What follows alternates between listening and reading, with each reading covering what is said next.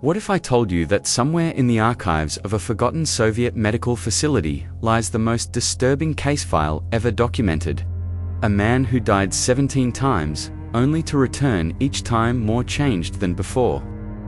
Today, we're diving into the classified records of patient 079, the man medical science couldn't keep dead. In 1947, deep within the Ural Mountains, the Soviet Union established research facility Beryatwelv, a medical complex designed to push the boundaries of human endurance and biological limits.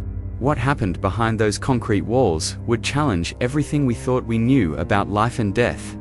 Our story begins with Mikhail Volkov, a 32-year-old coal miner who volunteered for what he believed were routine medical experiments in exchange for better rations for his family. Volkov was described in his intake files as remarkably healthy, with an unusual resistance to fatigue and an almost supernatural healing ability. Small cuts would close within hours, broken bones mended in days rather than weeks.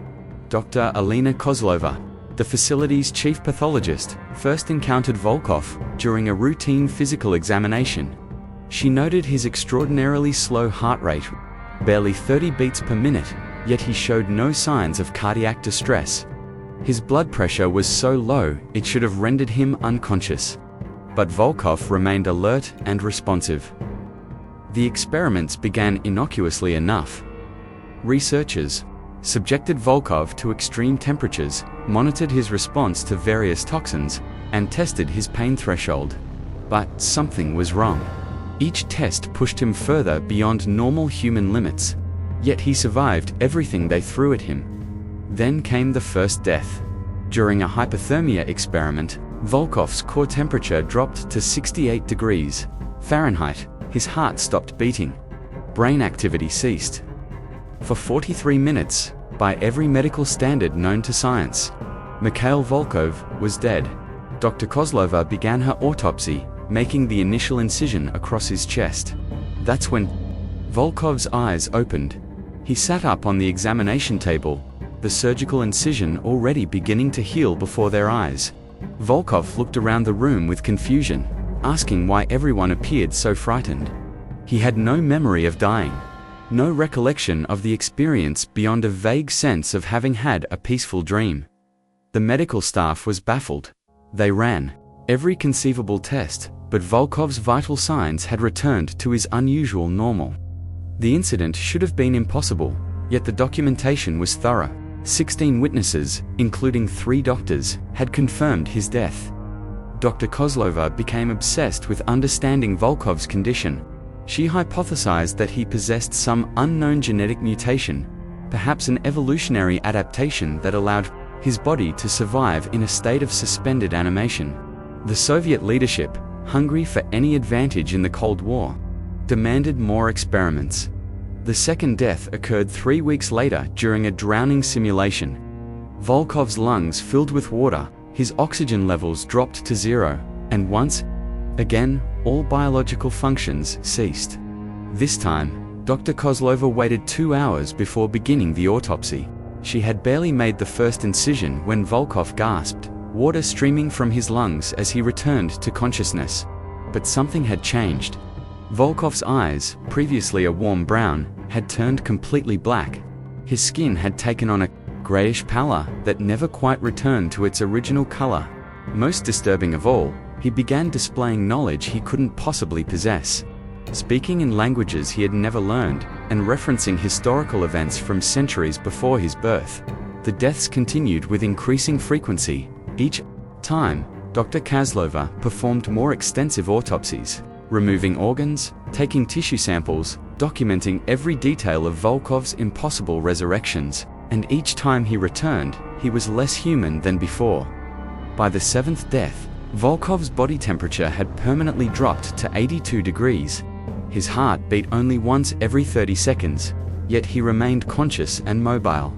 He no longer required food or sleep, sustaining himself through unknown means.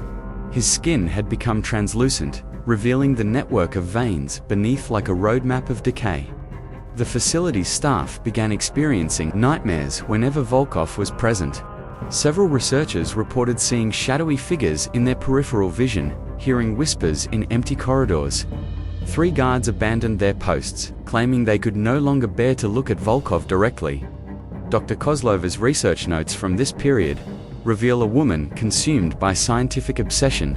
She wrote extensively about Volkov's transformations, describing how his personality seemed to fragment with each resurrection. He would speak in different voices, sometimes appearing to be multiple individuals inhabiting a single body.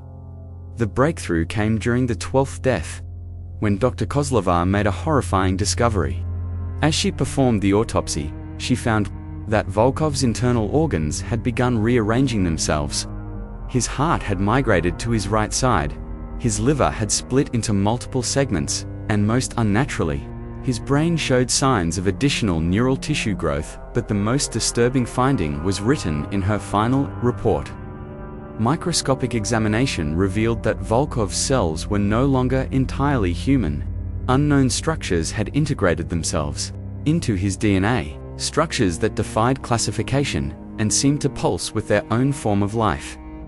The experiments should have stopped there.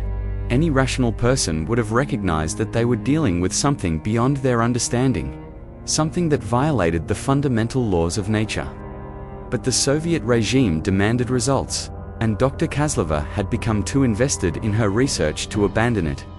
The 13th through 16th deaths pushed Volkov's transformations to their absolute limits. His body became something that could barely be called human. He could survive being dismembered, his severed limbs continuing to move independently before eventually reattaching themselves. His blood had turned black and viscous, with a consistency resembling motor oil. Most horrifyingly, Volkov began to demonstrate abilities that challenged the very nature of reality. He could make small objects levitate, influence electronic equipment through proximity, and seemed to know things about people that he couldn't possibly have learned through conventional means. The 17th and final death occurred on March 15, 1948. Unlike previous experiments, this was not planned. Volkov had become increasingly unstable, his multiple personalities warring for control of his transformed body. During a particularly violent episode, he suffered what appeared to be a massive stroke, his enhanced brain finally succumbing to the strain of his repeated resurrections. Dr. Kozlova began her final autopsy immediately. But something was different this time. Volkov's body remained cold, his cells showing no signs of the regenerative activity that had characterized his previous deaths. Hours passed, then days, but he did not return. As she completed her examination, Dr. Kozlova made one last, chilling discovery. Volkov's brain had undergone one final transformation. The additional neural tissue had formed complex patterns that resembled circuitry more than biological matter, and embedded within these structures were what appeared to be memories, not just from Volkov's life, but from dozens of other individuals. The official records state that patient 079 expired due to catastrophic neural failure and was subsequently cremated. Dr. Kozlova's research was classified at the highest levels, her notes sealed away in archives that officially don't exist. But here's where our story takes a truly disturbing turn. In 1991, following the collapse of the Soviet Union, several former researchers from Facility Beria 12 came forward with additional information. They claimed that Volkov's body was never cremated, that it remained in a specialized containment unit deep within the facility. According to these sources, Dr. Kozlova had become convinced that Volkov's consciousness had somehow survived his final death, existing as a form of distributed intelligence within his transformed neural tissue. She allegedly continued her research in secret, attempting to communicate with whatever remained of her subject. The facility was officially decommissioned in 1952, but local residents report strange phenomena in the area to this day. Electrical equipment malfunctions without explanation. Animals avoid the region entirely, and those who venture too close to the abandoned complex report feeling watched by unseen eyes. Perhaps most disturbing are the testimonies from urban explorers who have attempted to penetrate the facility's lower levels. They describe finding Dr. Kozlova's laboratory exactly as she left it. with equipment still powered despite decades of abandonment. And in the center of the room sits a containment unit, its viewing window fogged with condensation that forms and reforms in patterns too regular to be natural. Some claim to have seen movement within the unit, shadows that shift and dance despite the absence of any light source. Others report hearing sounds that might be breathing, or might be something else entirely, trying to mimic the rhythm of life. The truth about patient 079 may never be fully known.